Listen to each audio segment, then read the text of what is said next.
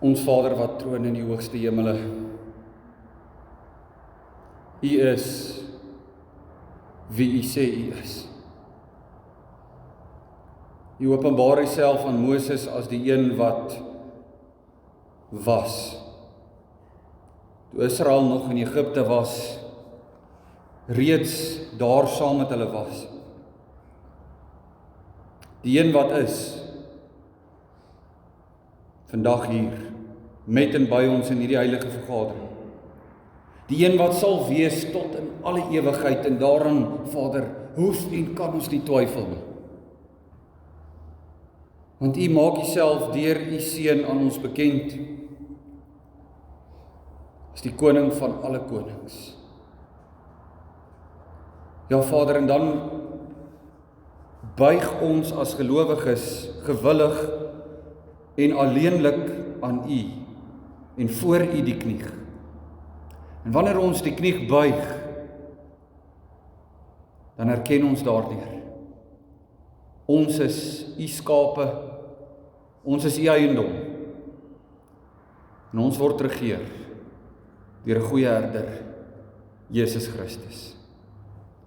Maar Vader, talle keer op keer is ons so hardkoppig. Wil ons nie luister nie. Wil ons nie uit die geskiedenis sien wat U vir ons leer nie, en herhaal ons die foute van die geskiedenis, maar weer keer op keer. U sê vir Israel, ek is julle koning.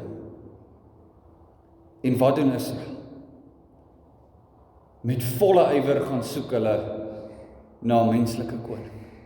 En dan sê U vir die profeet, dit is nie vir jou wat hulle verlaat het nie. Dit is vir my wat hulle verlaat het. En tot vandag toe nog, Vader, maak ons daar dieselfde fout. Dink ons dat wanneer ons onsself agter prinse skaar, agter mense skaar, dat die verbreeking van die goddelose sal kom. Terwyl Jeremia dit profeteer. Terwyl Jesaja dit profeteer. Terwyl Dawid dit profeteer. Dit sal nie kom soos Daniël dit profeteer deur die hand van 'n mens nie. Die verbreeking van die goddelose, ook in hierdie land, sal kom deur goddelike ingrype. Mag ons wat nog klein is in die geloof, dit tog vandag begryp. Mag ons dit verstaan, dat ons met U hier te doen het, en nie met 'n mens nie. En dat U Seun Jesus Christus na die 4de ryk op pad is.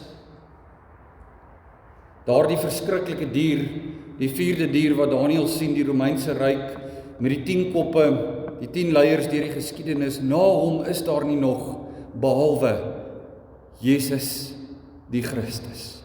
Hy wat kom, om sy koninkryk hier vir ewig te vestig. En dan, Vader, dank ons U dat elke knie sal buig en elke tong sal bely. Selfs hulle wat sy koningskap in hierdie bedeling nie erken nie, sal dit moet doen. Tot berou, tot verlorenheid en tot die ewige hel. En dit is, Vader, omdat ons as bruid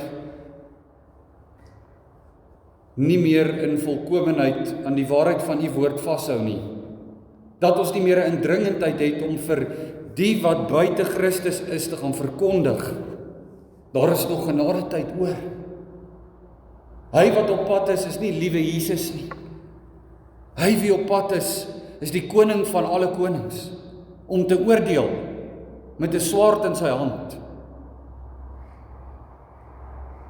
Mag ons tog stop om U woord met 'n suikerlaagie te bedek, sodat dit tog maar net aanvaarbaar kan proe. Dat hulle wat nie wil luister nie, Vader, dat die koninkryk van die hemele vir hulle toegesluit word. Laat hulle wat wel deur U Heilige Gees wil luister, dat die koninkryk van die hemele vir hulle oopgesluit word.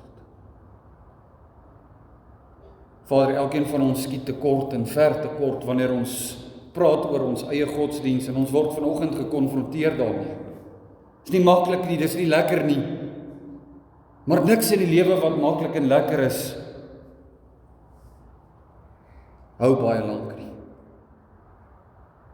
Dit wat nodig is,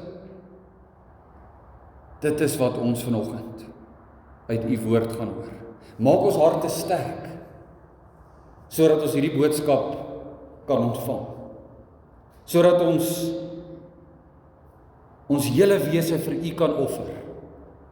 Omdat u ook op 'n stadium in die geskiedenis by 'n altaar gestaan het.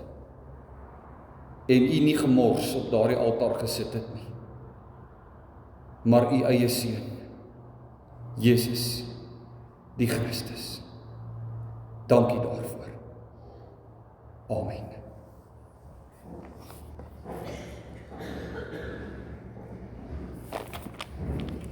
Die laaste boek in die Ou Testament, geliefde kind van God, is die kort boek van Maleagi. Maleagi profeteer in die tyd waar die ballingskap verby is. Volk Israel is terug in Jerusalem, alles gaan weer betreklik goed, die tempel is weer herbou, dalk nie in sy vorige glorie, soos by die tyd van Salomo nie, maar eweneens, dis herbou. Die tempeldiens gaan voort. En nou lees ons in Maleagi 1 vers 1, en dis baie belangrik, dat jy sommer met die intrapslag vandag, die eerste woord van die hoofstuk, besef en jou eie maak. Hierdie is nie 'n boodskap van 'n mens nie. Dit is nie mens wat hier praat nie, is God. God spraak deur die woord van die Here aan Israel deur die diens van Maleagi. Ek het julle lief gehad, sê die Here. Nogtans vra julle, waarin het u ons lief gehad? Is Esau nie die broer van Jakob nie?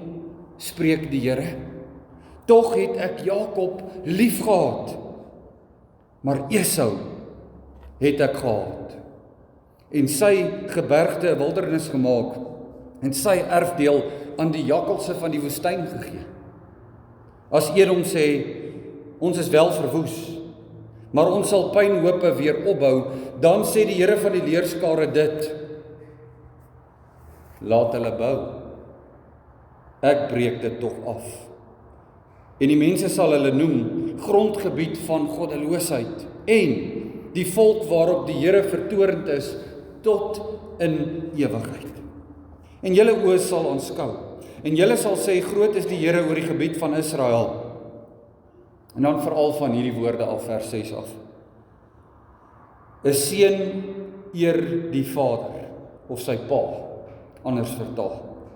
En 'n knegg sy werkgewer, anders vertaal, sy heer. As ek dan 'n vader is, waar is my eer? En as ek 'n heer is, waar is die vrees van my? Sê die Here van die leerskare aan julle, o priesters, wat my naam verag. Maar julle sê, waardeur het ons u naam verag? Julle bring spys wat verontreinig is op my altaar. En dan vra julle, waardeur het ons u verontreinig? Deurdat julle sê, die tafel van die Here is veragtelik. En as julle 'n blinde dier bring om te offer, is dit geen kwaad nie. En as julle 'n lam of 'n siek dier bring, is dit geen kwaad nie. Bring dit tog vir jou goewerneur. Hy sal hy welgevalle in jou hê of vir jou goedgesind wees, sê die Here van die leerskare. Smeek dan nou tog die aangesig van God, dat hy ons genadig kan wees. Sulke dinge is deur julle gedoen. Sal hy dan nou om julle ontwil goedgesind wees, sê die Here van die leerskare. Ag, was daar maar iemand onder julle wat hierdie deure wou sluit, sodat julle nie te vergeefs vuur op my altaar kan aansteek nie. Ek het in julle geen welgevalle nie, sê die Here van die leerskare, en in 'n offer uit julle hand het ek geen behaag nie. Want van die opgang van die son tot sy ondergang toe, is my naam groot onder die heidene, en in elke plek word ek vereer. Van my naam word daar reukwerk gebring, en 'n reinoffer, want my naam is groot onder die heidene, sê die Here van die leerskare.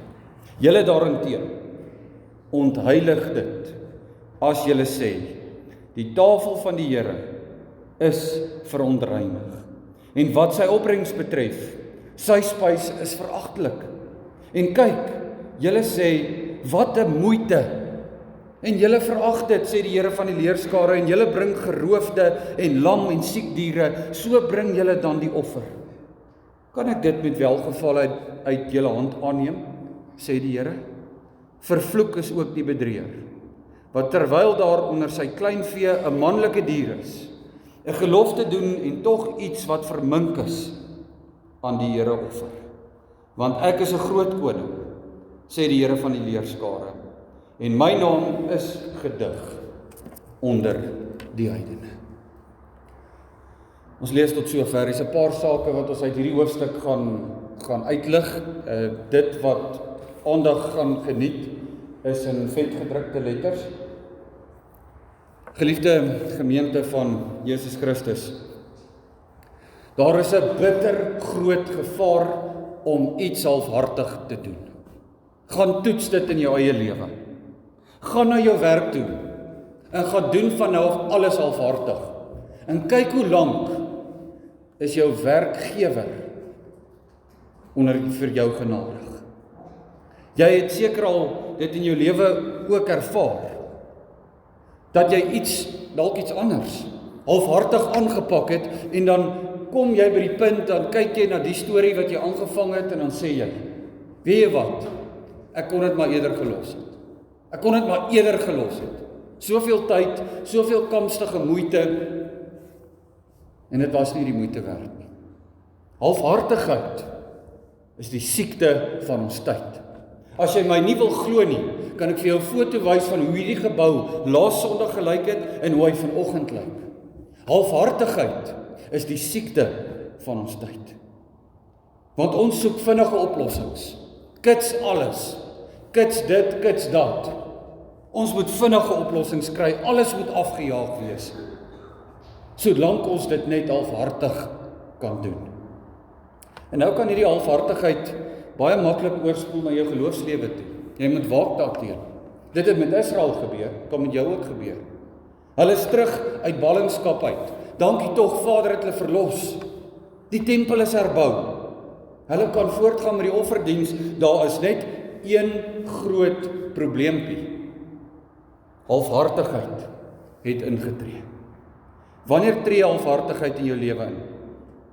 Wanneer jy vers 2, wanneer jy in God se liefde vir jou begin twyfel. Wanneer die beproewings oor jou lewe spoel, siekte, armoede, nood, depressie, moedeloosheid, wat dit ook al mag wees, daai lys is langer as môre die heel dag. Wanneer jy in God se liefde begin twyfel midde in jou omstandighede. Hy sê vir jou deur die verbond, Jakob het ek lief gehad, Esau het ek gehaat, dit is gegrond op die goddelike uitverkiesing in Romeine. Hy sê vir jou deur die verbond, ek het julle lief gehad. Ek het julle lief gehad. Hy praat hier van verbondsliefde. Daardie tipe liefde waar hy vir jou alles sal prys gee. En dan kom Israel en hulle kom staan daar en wat is hulle reaksie? Nee, dankie Vader. Dankie nie. Nee, waarin het U ons lief gehad? Waarin het U ons lief gehad? Is dit 'n reaksie op die liefdesverklaring van God? Want ek ervaar nie die liefde, U liefde prakties in my lewe nie. En dan tree halfhartigheid in. Want as jy begin glo, jy aanbid 'n God wat jou nie volkome lief het nie, hoekom gaan jy hom met volle oorgawe dien? En nou stuur God vir Maleagi, amper sê arme Maleagi, na Israel toe. En hy sê vir Israel, hy sê God spraak. Met ander woorde, Maleagi se mond beweeg, maar wat hy praat kom van God af. Dit is alles of niks. Dit is die beginsel waarmee God werk deur die skrif. By God is daar nie grys areas nie. Dis alles of niks. Jy het in my liefde vir jou begin twyfel. En dit het veroorsaak dat halfhartigheid in jou geloofslewe inspoel. Wat 'n geweldige hartseer uitspraak. Die dag as God in die lewe van 'n gemeente inkom en vir daardie gemeente sê in vers 10, ag, was daar maar iemand onder julle wat daai deure vanoggend wou sluit. Maak eerder die deure toe, alles of niks. Want die manier hoe jy my nou dien, met hierdie halfhartigheid, werk nie vir my nie, sê God. Jy kon dit maar eerder gelos het. God sê, sluit jou deure, maak toe. Dis presies wat hy vir die gemeente in Laodicea ook sê in Openbaring 3, toe hulle so lekker lou daar aangedrentel kom. Hy sê, ek ken jou werke, dat jy nie koud of warm is nie. Was jy maar koud of warm? Hoor wat sê God, was jy maar eerder koud? Was jy maar koud of warm, maar nou, dat jy lou is, so 'n lekker temperatuurtjie wat almal pas. Nou spoeg ek jou uit my mond uit. Kyk, ek staan by die deur en ek klop. Met ander woorde, die deur is toe. Ek staan by die deur en ek klop. Dalk het ons gedink, ons kan veel langer wegkom met halfhartige godsdiens. Dalk het jy gedink, in jou lewe en in alle aspekte van jou lewe, jy dien 1 tot 3% God. Man, dis lekker. Hy vra net genoeg van my om my gewete te sis, maar hy vra nie te veel van my dat dit by my sake begin inmeng nie. Dis 'n lekker God om te dien. En dan gebruik God vers 6 en vers 7 om vir ons te sê, vir Israel te sê, die tempeldeure moet sluit. Waarom hy nie 'n halfhartige gemeente se deure meer oopsoek nie. Vers 6 en vers 7. 'n seun eer sy pa en 'n knegt sy heer. Maar as ek die vader is, waar's my eer? As ek 'n heer is, waar's die vrees vir my? Dis geldige vraag. Dis geldige vraag. God verwys dan na homself as die vader van Israel. In Eksodus 4 vers 22. Hy verwys talle kere in die Nuwe Testament na jou en jou as sy kind. Hy as jou vader. En die wet sê, eer jou vader en jou moeder, en nou is dit lekker. Die woord eer beteken, jy moet daai persoon wie jy eer, of God wie jy eer, moet jy nie ligtelik reken nie. Dit is lekker om te sê vir 'n ouer, om vir 'n kind te sê, eer my. Maar waar is jou eer vir die Vader in die hemel? Dit is lekker as jy 'n baas is om vir jou werknemers te sê, doen dit en doen dat. En as hulle dit nie doen nie, of halfhartig doen, soos Israel dit gedoen het, dan word jy verskriklik kwaad. Maar wat van as God jou baas is? En hy kyk na jou lewe en jy doen alles in die geloof halfhartig. Hy sê dit vir die priesters. Hy sê vir die godsdienstige leiers van daardie tyd. Hulle word nie uitgesluit nie. Hulle is nie veel vromer as die res nie, inteendeel. Hy sê vir hulle, julle is besig om my naam te verag. Sê hy vir die godsdienstige leiers. Verwysende na sy naam, ek is. Of soos ons dit uit die Hebreëus kry, Jehovah. Julle is besig om my naam te verag, die betekenis van my naam weg te hou vir Israel. Die vorige geslagte het soveel eerbied vir hierdie naam gehad voor Maleagi, dat hierdie naam net een keer 'n jaar uitgespreek is by die groot versoendag deur die hoëpriester in die allerheiligste gedeelte. Hierdie naam is daar so voor ontsag gehad, dat wanneer iemand hierdie naam geskryf het in Hebreëus, daardie pen met wat daardie naam geskryf het, onmiddellik vernietig moes word. Wat doen die priesters, godsdienstige leiers in Maleagi se tyd? Hulle vra soos die volk: waardeur het ons u naam verag? Kan jy hoor, daar's geen sondebesef. Daar's geen bewustheid van my eie sonde nie. Hulle godsdiens het so halfhartig geword, dat hulle nie meer God wou eerbiedig nie. Maar moenie vir 'n oomblik dink die uiterlike skyn van die godsdiens was nie meer daar nie. Daar's geoffer laat die rook trek. Daar's nog eredienste gehou, en dit was so vroom en mooi aan die buitekant. Jesus sê, gewitte grafte. Van buite lyk julle mooi, van binne is julle vol doodsbeendere. daag jou uit. Tree in 'n verhouding met iemand. En doen dit so halfhartig dat jy nie eers die moeite wil doen om daardie persoon se naam te vra of te ken nie. En kyk waar eindig daai verhouding. Kan jy 'n brief gee? Gaan nie baie lank hou nie. 23 keer in hierdie kort boekie moet God hulle herinner, ek is. 7 keer in hierdie hoofstuk, in 9 verse, moet hy hulle herinner, ek is. Ek is die Here van die leerskare. Die priesters en die volk wou hom nie meer ken nie. En daarom, omdat hulle hom nie wou ken nie, en hom nie gereken het nie, het hulle dinge in hulle eie lewe begin misreken. En daarom sê 'n gereformeerde geleerde hierdie, as 'n mens verveeld raak met God, het selfs die hemele nie vir jou 'n alternatief nie. As God jou verveel, as jy vanoggend hier sit en sê, dis so vervelig, sal niks op aarde jou kan tevrede stel. En nou gee God die rede vir hierdie halfhartigheid.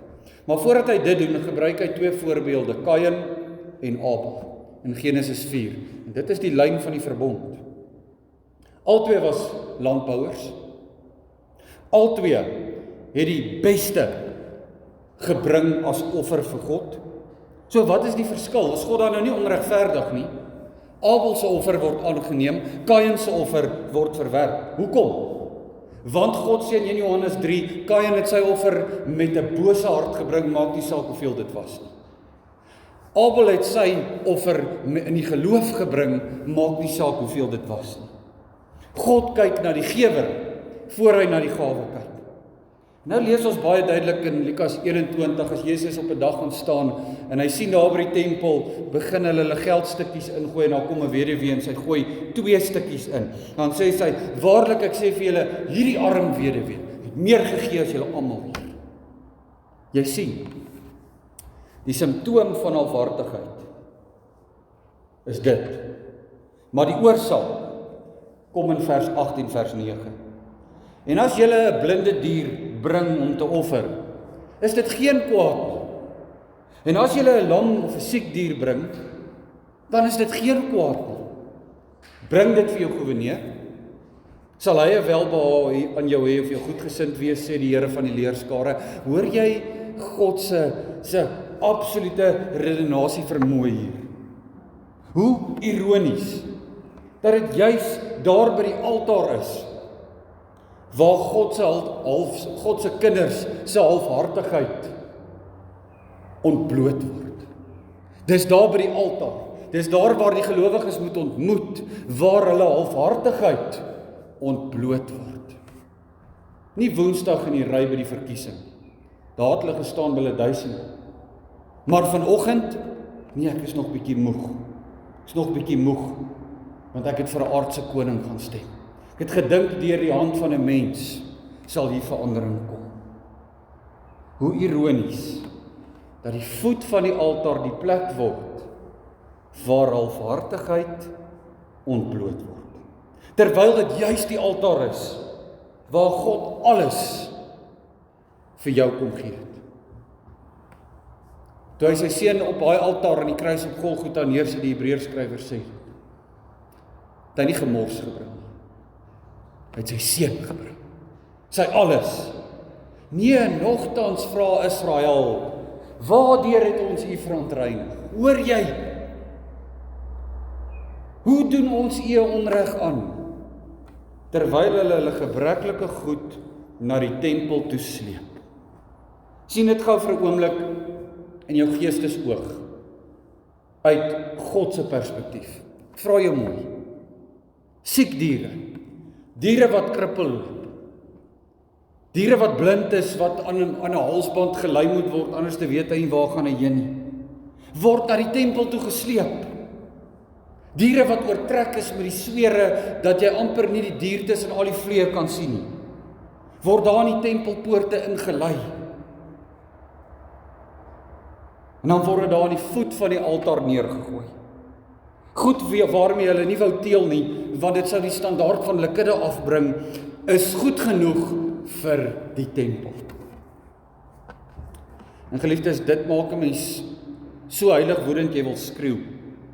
Want vers 13 sê terwyl hulle daai lam goed en daai sieklike goed daar aanbring, dan sê hulle nog in vers 13, wat 'n moeite. Wat 'n moeite. Hier's vir jou lam ding. Hier's vir jou gebreklike ding. Om my dankbaarheid aan God te bewys. Wat 'n moeite. Om in sy koninkryk diensbaar te kan wees, te werk. Met dieselfde asem wat hy vir jou gegee het, staan jy daar in sig. Wat 'n moeite. Ek is moeg. Is moeg gewerk in sy koninkryk. Wat 'n moeite om vanoggend op te kon staan en na die vergadering van Jesus Christus toe te kom. Wat 'n moeite. Ek het net een dag 'n week af en nou moet ek dit ook nog afstaan. En weet jy wat is die hartseer van alles? Deur die sogenaamde moeite heen, soek hulle nog erkenning op. Die linkerhand moet weet wat die regterhand doen. Die priester moet daar staan, by die altaar. En dan moet hy die lam en die sieklike en die gebreklike goed aanvat. En dan moet hy nog sê, dankie broer, dankie suster, God aanvaar jou almoesie. Weet jy wat was die priester se tyd in daai werk in daai tyd? Dit was om deeglik ondersoek in te stel na die dankbaarheid wat Israel na die tempel toe bring. Was die priester se werk om daai lam of daai bok te vat en om deur te gaan van sy hoewe af, sy kloue af tot by sy kop. En dan vir hom te sê as hy so 'n spikkeltjie op het vir hom te sê, weet jy wat? Vat hierdie goed weg. Is nie goed genoeg nie. Dit was die priester se werk. Maar die geestelike leiers het ontaard. Hulle staan daar, dankie vir jou almoesie broer. Dankie vir jou almoesie suster. Die Here het jou lief. Hierdie Israel, volgens God se wet, moes hulle inkomste verklaar aan die priester. Die priester het geweet wat die volk Israel besit en het. En nou sê God, soos wat jy jou inkomste verklaar aan jou gouverneur, sodat jou belasting daarvolgens uitgewerk kan word.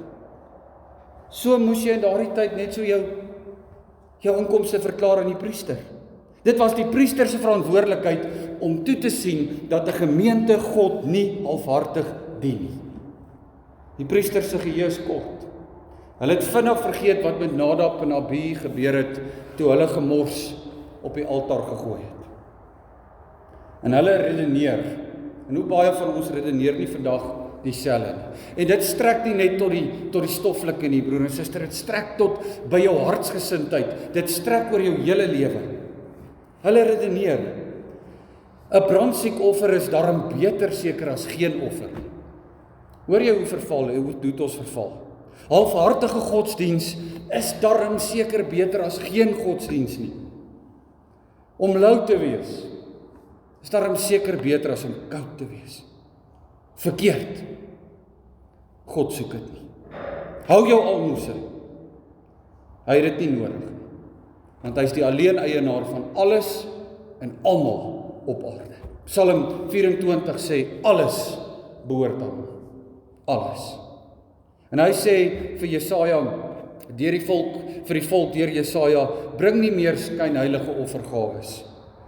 Gruwelike reukwerk is dit vir my. Nie net gee hierdie mense nie eers die tweede beste. Hulle gee absoluut die swakste. Dit terwyl Levitikus 22 leer, spreek met Aaron en sy seuns dat hulle versigtig moet wees met die heilige gawes van die kinders van Israel. Wat hulle aan my heilig, sodat hulle my heilige naam nie ontheilig nie. Ek is die Here. Julle moet dit so bring dat julle welgevalle vind. 'n dier van manlike geslag sonder gebrek, van die beeste, van die lammers of van die bokke. Jy mag nie iets bring wat liggaamsgebrek aan het nie, want dit sal julle nie ten goeie kom nie. Ag, was daar maar iemand wat bereid was om vanoggend die deure te sluit. Hier lê die beginsel. God verdien prioriteit bo wat jy dink jy besit. Want jy kry net 3 tipes mense in hierdie wêreld. Net 3. Die eerste groep sê, alles is myne. Die tweede groep sê, hierdie klomp goed is myne en hierdie is God se. Die derde groep sê, alles behoort aan God. Alles behoort aan God. Psalm 24 vers 1. Die aarde behoort aan die Here en die volheid daarvan, die wêreld en dit en die wat daarin woon. Hy verdien prioriteit.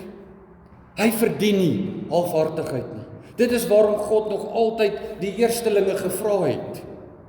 Want as jy hom nie reken nie, gaan jy dinge in jou lewe verkeerd bereken. En nou gee hy 'n praktiese voorbeeld. Laat ons nog dieper kan verstaan. Vat hierdie klomp gemors, wat julle hier by die voet van die altaar neergegooi het. Hierdie blerrende en huilende en skreeuende diere, vat hierdie gemors en gaan gee dit vir jou gouverneur, toe gaan. Hy wat oor jou aangestel is. In daardie tyd, net soos vandag, het die gouverneur belasting geëis. En dit wat hy geëis het, moes die mense betaal of hulle nou wou of nie. Jesus sê in Lukas 22 vers 22, betaal aan die keiser of die gouverneur wat die keiser toekom. Betaal aan God wat God toekom. Nou vat nou hierdie almoes. Vat nou hierdie lam, gebreklike, brandsiek, vliegbedekte ding. Gaan gee hom vir jou gouverneur en sê, en kyk hoe vinnig beland jy in die tronk. Nie net is daar vir die een wat die aardse koning iets onthou en nagevolg nie, maar veel meer vir die een wat die hemelse koning dit onthou wat in elk geval syne is. Hy noem daardie persoon in vers 14, vervloek is ook die bedrieër, want ek is 'n groot koning. Ek is nie jou aardse presidentjie wat 'n paar of die ontvanger van inkomste nie. Ek is nie jou aardse presidentjie of die persoon vir wie jy ure lank in 'n ry gaan staan het Woensdag nie. Ek is 'n groot koning.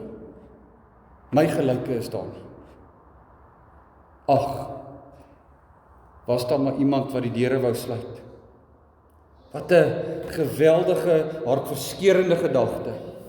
God soek nie deure van 'n halfhartige gemeente meer oop. Bid, kan dit reguit sê. Bid dat wanneer ons almal vandag hier weg is, en broeder Hagie kom en hy moet hierdie deure sluit vandag, dat dit nie die laaste draai van die sleutel sal wees nie. Bid dat ons eie halfhartigheid vervang sal word met heelhartigheid. Want God soek jou beste. Hy soek jou beste soos hy aan Maria se beste gesoek het in Betanië, toe sy albasterfles gebreek het en nie gesê het, Jesus, hier's vir u die 3 druppeltjies, ek gaan die fles. Hy soek jou alles, want hy gee vir jou alles. God soek eerste, dis die tweede beginsel. Hy soek jou alles, want hy gee vir jou alles. 2 Korintiërs 31:5, hy soek eerste. Toe die bevel voorberei is, die kinders van Israel baie eerstelinge van koring, mos en olie en heuning van elke opbrengs van die land ingelewer en die 10des van alles in menigte ingebring. Hy soek jou eerste, want hy gee vir jou die eerste. Romeine 8 sê jy's 'n eersteling van die Gees. God soek dat dit 'n offer sal wees. 2 Samuel 24, as Dawid tot 'n besonde besef kom van halfhartigheid en hy gaan na God toe en hy sê vir God, ek gaan nou vir u 'n altaar bou by Arauna, daar op die dorsvloer, dan bied Arauna vir Dawid aan. Weet jy wat, koning, moenie bekommerd wees nie, ek sal die altaar bou, ek sal die beeste verskaf wat hier geoffer moet word. Dan sê Dawid vir hom, nee, ek wil dit verseker van jou koop vir 'n prys. En ek wil dit nie verniet aan die Here my God brandoffers bring nie. Dit moet jou kos. Ek wil nie verniet aan die Here my God brandoffers bring. En as jy vandag halfhartigheid ingeruil het vir heelhartigheid, dan verander jou perspektief op die lewe. Vers 10 tot vers 14 sê, dan word God se naam nie meer verag, selfs deur die priesters nie, wat so lamsakkig optree nie. Dan word die naam van God onder die heidene geëer. Vers 11, lees vers 11, wat staan daar? En vers 14, elke keer as daar aan God geoffer word, dan word sy naam groot gemaak. Dan word hy geëer. Hoe moet 'n heiden hierdie groot God vrees en eer, as sy maatstaf 'n halfhartige Christen is? Ek gaan dit weer vra. En as jy ooit die antwoord kry, kom sê vir my asseblief.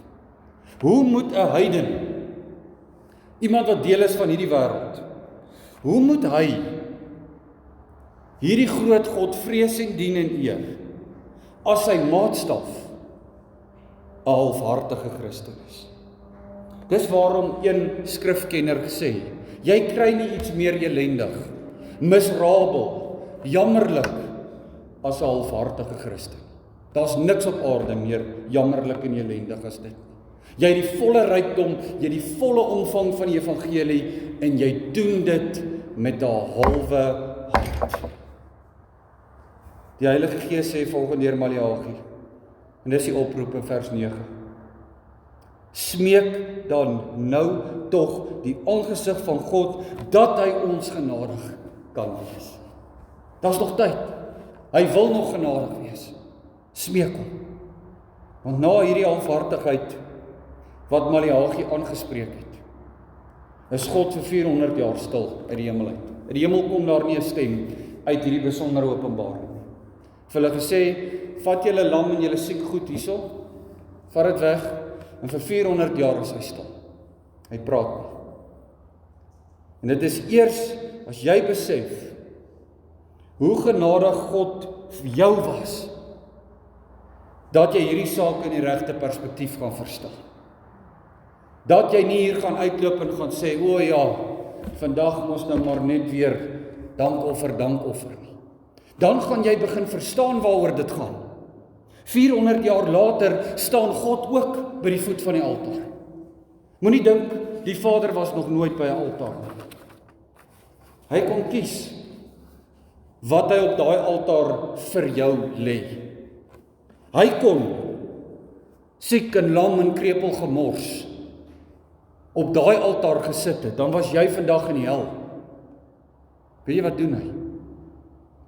Hy sit sy eniggebore seun. Sy seun wat hy so lief het. Sy seun wat sy alles is van ewigheid tot ewigheid. Sit hy op daai altaar aan die kruis op Golgotha. In plaas daarvan sê Hebreërs 10 vers 14, want deur een offer het hy vir altyd volmaak die wat geheilig word. Deur sy offer is jy vervolmaak, sê die Hebreërs skrywer. Hy gee alles en daarom vra hy alles.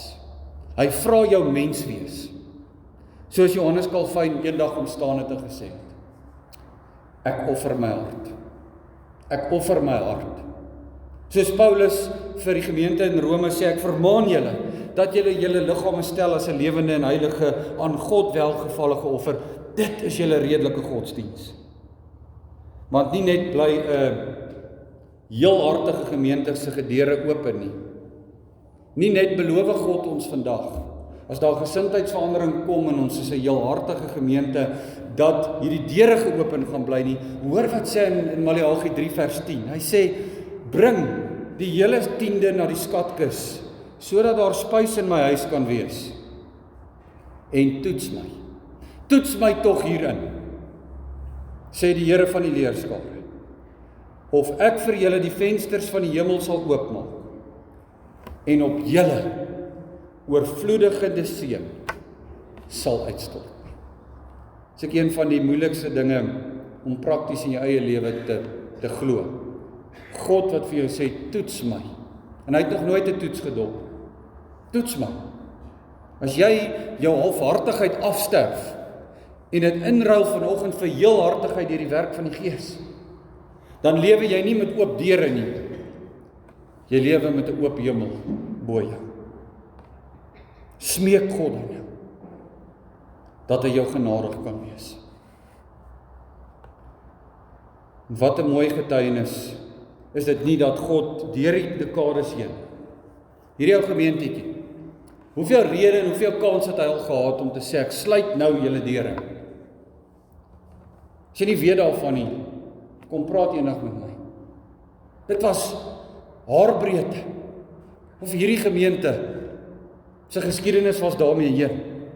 En tog was daar deur die dekades heen lidmate wat hom gesmeek het met heelhartigheid. En jy kan vandag vir hulle gaan dankie sê. Mag Christus se belofte vir ons gemeente waar wees, wat hy in Openbaring 3 sê. Kyk, ek het vir jou 'n geopende deur gegee, en niemand kan dit sluit nie, want jy het halfhartigheid ingeruil vir heelhartigheid. Amen.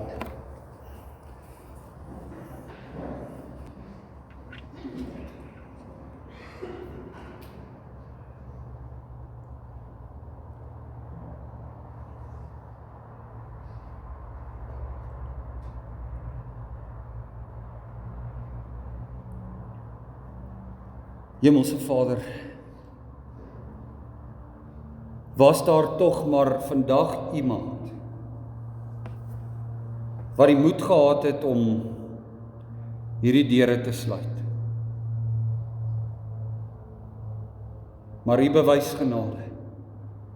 U sê, smeek my met jou hele hart om genade. En ek gee vir jou my seun, Jesus Christus, wat in jou heelhartigheid nie net die deure van jou gemeente oophou nie, maar ook die vensters van die hemele. Vader, verdryf tog hierdie Satans gedagte uit ons uit, waar ons soos Israel wil redeneer. Halwe godsdiens is daarom seker beter as geen godsdiens. Ruk tog hierdie hart van klip uit, hierdie halwe hart van klip. Geef vir ons 'n hart van vlees, deur die kragvolle werk van U Heilige Gees. Dankie vir hierdie harde, duidelike boodskap. En dankie dat hierdie hoofstuk begin met een woordjie en een woordjie alleen. God spraak. So sê die God oor alle gode. So sê die koning van alle konings. Amen.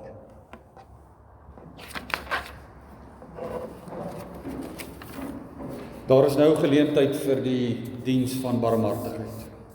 Dit gaan vanoggend onder die erediens vir ons erediens in standhouding, by die deure vir die diakoniese liefdeswerk, en daarna sing ons Skrifbrywing 74. Skrifbrywing 74 toets ons.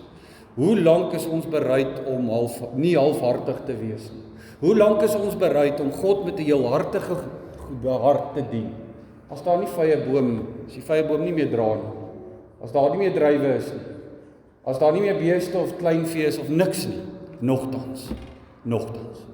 Kom ons loof hom vir hierdie boodskap uit Skrifbrywing 74, maar eers geleentheid vir ons dankbaarheid vir erediens in standhouding.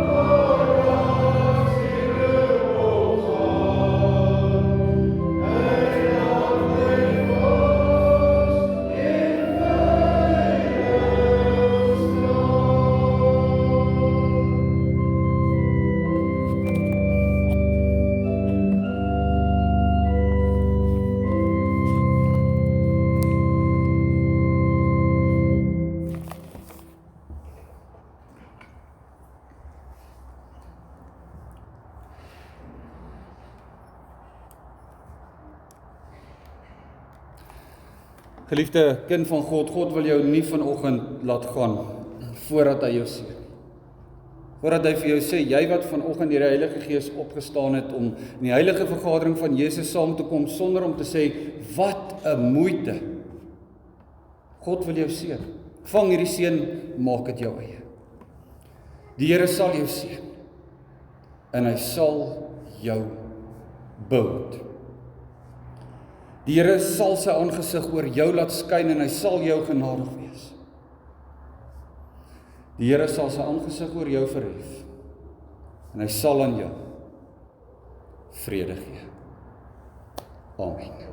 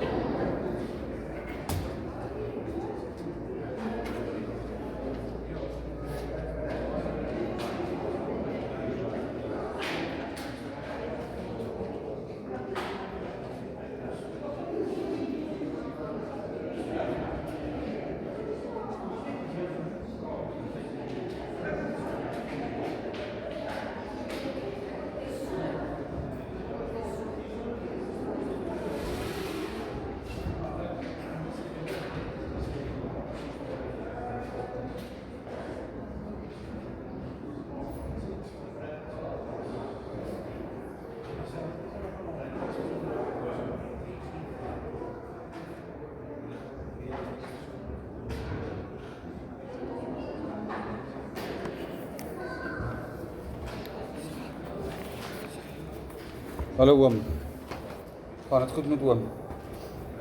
Drie. Ek het so gepreek, die preek is weg. Jy moet nie- Ek sal hom nou vir oom Jy kom moet nie soek. 'n ou so. Ek sal hom nou vir oom kom soek.